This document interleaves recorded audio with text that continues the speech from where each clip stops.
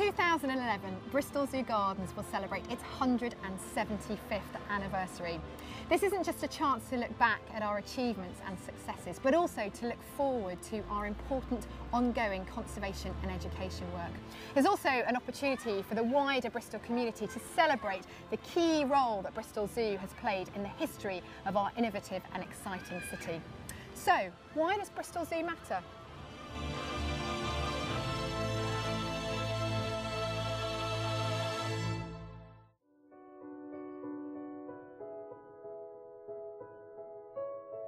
A lot of famous names have been linked with our zoo over the years. One of its founding members was none other than Brunel.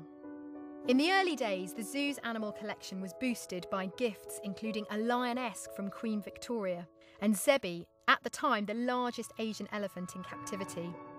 And when Alfred the gorilla arrived in Bristol, no one could have anticipated the role he would come to play in the history of the city.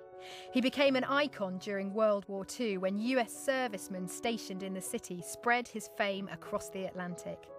And in the 1960s, the zoo came to national prominence by appearing in the UK television series Animal Magic, hosted by the comic animal communicator Johnny Morris. Aardman's Creature Comforts was inspired by Nick Park's visits to the zoo and features the voices of local Bristolians.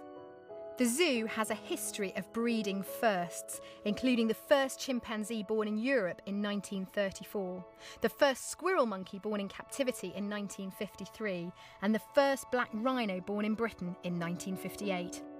The role of good zoos is to provide visitors with an amazing experience whilst learning to care about wildlife and biodiversity.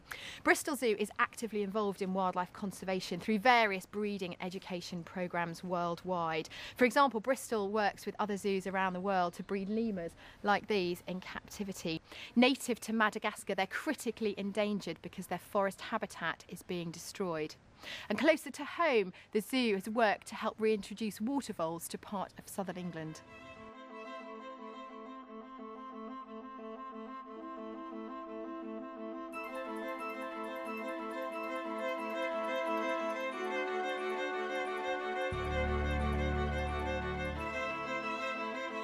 Every year, Bristol Zoo Gardens gets involved in campaigns that highlight important conservation issues and give the public a chance to take part. Involved in primate conservation since the late 90s, one of Bristol's key projects in 2011 is to help protect gorillas in their natural habitat in Cameroon.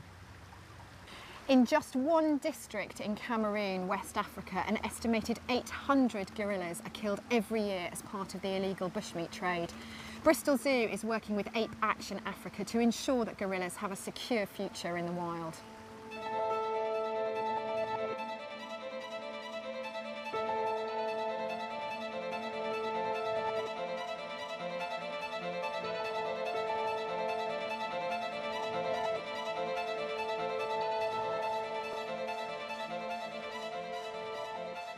The zoo already gets around 500,000 visitors every year, and they're hoping that their 175th birthday celebrations will encourage even more people to visit, have fun and support their work.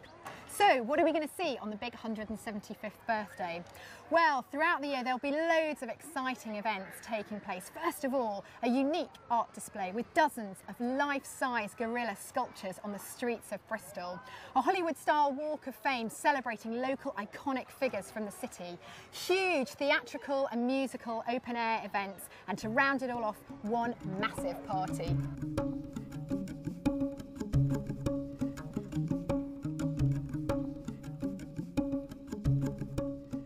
On the subject of popularity, there'll be a brand new state-of-the-art visitor enclosure where visitors can tunnel underground and get up close and personal to these charismatic meerkats. So I began by asking, why do zoos matter? Well, I think you can see that zoos have an important part to play in the need to protect and conserve biodiversity and wildlife, and also in educating the next generation.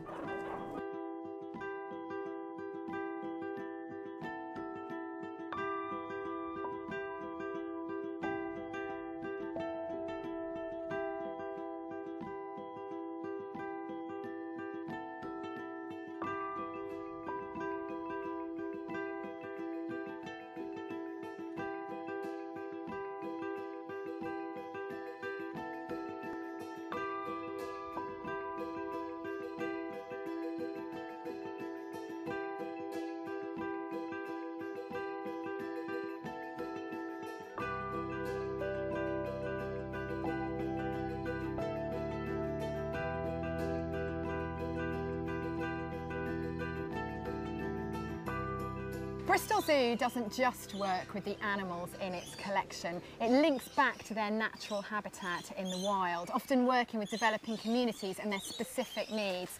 In many cases, places like Bristol Zoo are the last bastion of species conservation. And your zoo, Bristol Zoo, is playing a leading role.